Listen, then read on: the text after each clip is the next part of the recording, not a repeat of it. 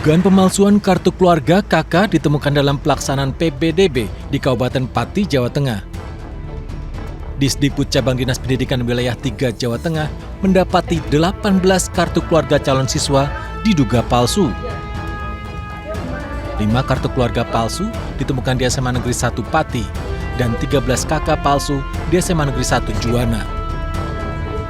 KK palsu diketahui setelah diverifikasi ke Disduk Capil. Dinas Pendidikan dan Kebudayaan akan memberikan rekomendasi penolakan kepada siswa yang menggunakan KK palsu saat proses daftar ulang. Setelah kami cek, kami kirim ke verifikasi di Dukcapil, ternyata data-data KK tersebut tidak sesuai dengan data di aplikasi Dukcapil. Untuk itu kami proses, terus kami laporkan kepada Satpen. 2 SMA negeri favorit di Kota Semarang, SMA Negeri 3 dan SMA Negeri 5, menemukan dugaan pemalsuan piagam prestasi calon siswa dalam PPDB jalur prestasi. Kasus ini muncul setelah ratusan siswa didik SMP Negeri 1 Semarang menggunakan piagam kejuaraan marching band internasional di Malaysia untuk mendaftar PPDB jalur prestasi.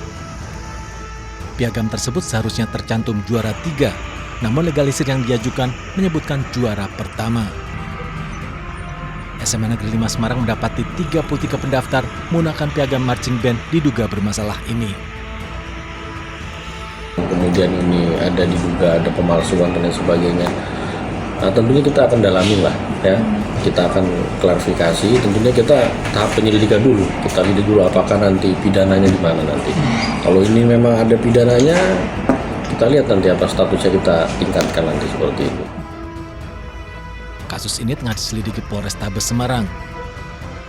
Polisi sedang pelajari unsur pidana yang dapat diterapkan.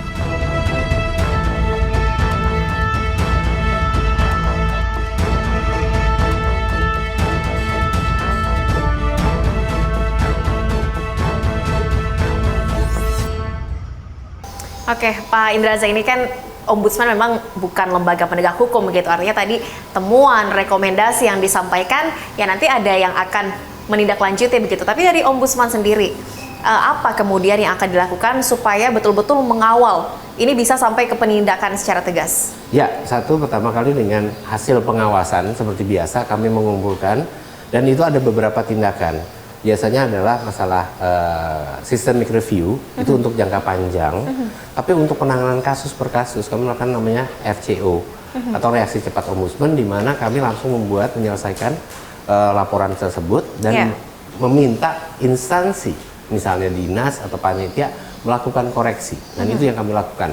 Contoh pada minggu ini, kami langsung mengirimkan koreksi kepada dinas untuk membatalkan kecurangan di jalur prestasi di salah satu kota di Indonesia. Oh, sudah terjadi dibatalkan ini? Sudah, kami minta gitu kan, kami memang langsung batalkan. Namun apa yang terjadi gitu kan, memang mereka menindaklanjuti. Nah, kembali lagi nih, regulasinya tentunya ada dibatalkan, tapi mereka punya kendala juga bilangnya. Ada tekanan dari masyarakat, apa yang dilakukan? Yang dibatalkan tetap dikasih kelas, tapi akhirnya mereka menambah rombel atau menambah kelas baru. Karena rombongan yang harusnya dianulir ini tidak jadi? Tidak gitu, jadi. Okay. Nah, mereka juga takut dengan tekanan masyarakat. Nah, ini dia. Balik lagi, pelayanan publik yang baik itu bukan hanya pelaksana yang baik atau pengawas ya seperti ombudsman, inspektorat, tapi juga bagaimana masyarakat juga mau patuh sama aturan. Ya kalau seperti tadi Pak Indraza juga bisa aja mengeluarkan embel-embel ombudsman, gitu, tapi tidak mau sampai akhirnya terlempar sendiri dari jalur zonasi ya Pak ya. Alhamdulillah masih ada rezekinya, anak saya sekolah di swasta gitu kan ya. Tanpa harus curang ya Pak ya. Jangan curang lah gitu kan. Bagaimana kita mau jadi wasit yang benar kalau kita juga masih bermain curang. Nah, balik lagi kalau tanya apa rekomendasinya untuk jangka pendek, jelas adalah kami meminta satu, daerah menambah kapasitas sekolah, rangkul pihak swasta. Itu adalah persiapan, pemetaan jauh-jauh hari sebelum pelaksanaan. Nah, lalu dipersiapkan perangkat yang benar, misalnya Contoh server, ini beberapa daerah kami temukan down ketika mereka melakukan pendaftaran. Kenapa? Karena bertubi-tubi begitu ya, mungkin yang login mereka tidak servernya nggak mengobrol. kuat. Lalu yang kedua, ada satu daerah kami temukan tidak memiliki anggaran membangun aplikasi PPDB karena ternyata dinasnya lupa mengajukan. Ini kan ke satu bilang Kesalahan kecil tapi efeknya panjang ya Pak ya? saya bilang bukan kesalahan sih, buat saya mohon maaf, saya akan mengatakan itu kebodohan bahwa ini adalah tugas dia. Saya setiap tahun masa Kok bisa bisa lupa kok mengajukan bisa tidak. anggaran? Iya, mereka akhirnya apa yang terlakukan, mereka memungut biaya dari sekolah-sekolah untuk membangun aplikasi PPDB itu kami temukan. Nah, jadi kalau tanya masalahnya bukan hanya sekedar diterima atau terima, persiapan pun bermasalah. Ya. Lalu juga penyiapan aparat-aparat baik jalur pengaduan dan jalur penindakan. Ini juga harus siap. Karena percuma ada temuan, ada rekomendasi, tapi penindakannya Iya, penindakan tidak jelas. tindak lanjutnya tidak ada. Nah, itu ketika persiapan. Lalu pelaksanaan. Nah, itu turun semua. Kepala daerah turun, inspektorat turun. Jangan cuma hanya duduk di atas meja menerima laporan, tidak, turun lihat di lapangan. Ya. Contoh kalau tanya tahun lalu di Jawa Barat, wali kota Bogor ya, sekarang udah pensiun ya, dia turun ke lapangan langsung diperiksa satu persatu itu kakaknya, mana yang itu. Oke, karena banyak temuan tahun lalu di Bogor ya. Iya, nah itu balik lagi. Tapi selalu sekolah atau panitia mengatakan kami tidak punya tenaga. Ya seharusnya dipersiapkan ya Pak Nah ya. itu dia balik lagi kan, persiapan bagaimana proses itu ketika melakukan verifikasi, validasi. Itu ketika itu pelaksanaan juga menegakkan aturan. Nah, yang terakhir adalah ketika pasca itu juga jangan lengah ketika pengumuman selesai, masyarakat menganggap selesai PPDB. Tidak, disitulah muncul siswa titipan, jual beli bangku, pungutan. Ini pascanya. Pasca pengumuman PPDB. Nah, sebagai contoh saya kurang lebih berapa tahun yang lalu ya, tahun 2018 ketika anak saya SMA, saya melihat sendiri kuota yang diumumkan 360. Tapi ketika saya datang di hari pas pendaftaran daftar ulang, di papan itu ada 400 sekian anak nama. Artinya sudah lebih 40 lebih siswa iya, ya. tapi nggak ada yang sadar itu. Nah, tapi ketika mulai sadar udah telat, orang malah jadi ribut. Tidak tahu juga siapa 40 siswa tambahannya. Ya kita nggak pernah tahu mana yang itu karena udah dicampur kan di urutannya abjad nama atau membagi kelas saja. Nah ini yang jadi kendala adalah bagaimana kita mau komit untuk penegakan aturan, menjalankan aturan. Dan yang kedua adalah segera cari solusi.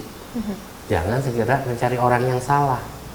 Kenapa? Karena kendala PPDB setiap daerah banyak. Contoh di perkotaan yang daerahnya ternyata di tengah kota sudah tidak ada pemukiman, sudah berpinggir, padahal sekolahnya masih tetap di tengah kota. Atau di daerah 3T, daerah pegunungan, daerah kepulauan.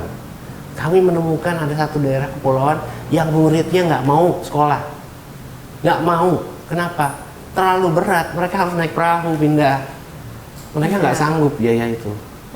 Sampai begitu, jadi kendalanya macam-macam. Tapi kembali lagi, semangatnya kembalikan lagi pada aturan payung dan kita menjalankan dengan baik.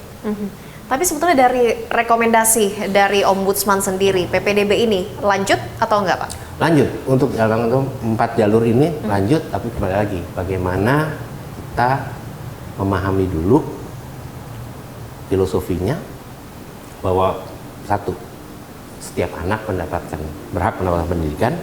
Kedua, negara wajib pembelajaran pendidikan dasar.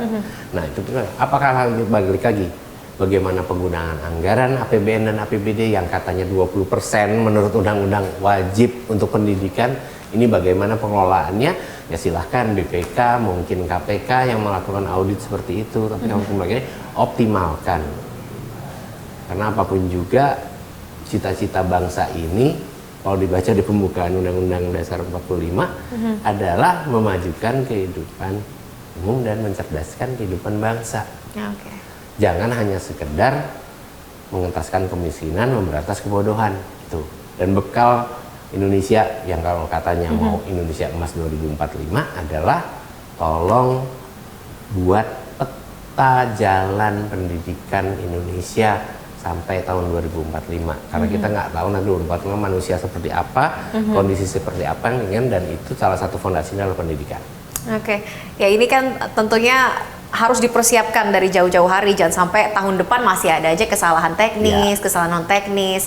Tapi kalau dari sistem zonasi yang ada 4 ini, mungkin Pak Indraza ada nggak sih notes gitu, poin-poin apa yang harus diubah dari sistem ini? Ya, satu terkait dengan jalur zonasi, kembali lagi petakan zona bukan jarak. Bukan jarak. Ya, untuk yang prestasi gitu kan, tolong dibuat sistem yang bisa melakukan validasi atau verifikasi terhadap data-data prestasi, baik raport ataupun non akademik. Nah, jalur afirmasi juga dilihat kembali apakah sudah ada pemetaan jumlah calon peserta didik yang membutuhkan. Ya. Nah, belum ada pemetaan juga, lalu perbaikan data terpadu kesejahteraan sosial. Bagaimana juga penyaluran PIP dan KIP. Nah, itu juga harus juga diterapkan. Nah, jalur mutasi, saya berpikir jalur mutasi itu sebenarnya adalah jalur yang paling kecil ya. Tolong tidak dimanfaatkan, dan bagaimana yang mutasi yang saya kasihan adalah bukan pegawai yang pindah, tapi ada beberapa orang yang pindah, misalnya pedagang, nelayan. Ini mereka tidak punya surat pindah. Ya, ini kan nggak mungkin ada surat tertulis pemindahan, tapi kan memang memindahkan dirinya sendiri gitu ya, kan nggak ada gitu mereka kan. kan mempekerjakan diri sendiri. Nah, seperti itu tolong diakomodir dengan jalur reformasi. Nah, semangatnya reformasi adalah untuk merangkul orang-orang yang membutuhkan. Ya. Prinsipnya, kalau tanya kan prinsip SDGs kan, no one left behind. Nah, ini dia dalam pendidikan juga harusnya begitu. Oke, mungkin terakhir Pak Indraza, ini untuk tahun ini saja 2024. Saat ini prosesnya sudah sampai mana untuk aduan-aduan dan juga temuan yang sudah ditampung oleh Ombudsman? Ya, ditampung sudah di seluruh perwakilan ada. Udah mulai ada persiapan, dan kami beberapa laporan sudah ditindaklanjuti langsung. Misalnya yang tadi saya bilang yang dicoret gitu kan, lalu juga ada perbaikan aplikasi atau sistem down. Ketika mereka down 8 jam, maka kami meminta dinas mengumumkan, satu, dan kedua juga memberikan waktu tambahan karena ada waktu yang hilang. Nah, itu juga sudah dilaksanakan. Tapi kalau balik lagi memang belum selesai, pengawasan masih dilakukan. Insya Allah juga minggu depan sudah selesai ya, karena kan kalau nggak salah mulai tanggal 8 dan 15 sekolah-sekolah tingkat SMA sudah mulai, dan kami akan melakukan press release untuk temuan secara nasional. Dan mungkin juga teman-teman dari iNews kita undang. Oke, karena masih sistemnya nanti masih sampai pasca ya Pak ya, masih panjang. Pasca, masih panjang PPDB ini. Oke, baik, kita sama-sama berharap dan doakan ya Pak Indraza, seperti tadi rekomendasi juga dari Ombudsman. Kalau PPDB ini sudah bagus, harus dilanjutkan, tapi tentunya ada beberapa catatan-catatan, jangan sampai perilaku koruptif, kemudian juga kesalahan-kesalahan teknis non teknis ini masih dibiarkan begitu sampai tahun ajaran ke depannya. Terima kasih banyak Pak Indraza Marzuki Rais, anggota Ombudsman RI telah bergabung di One on One, dan pemirsa, saya Nadia Valeri pamit undur diri. Terima kasih dan sampai jumpa.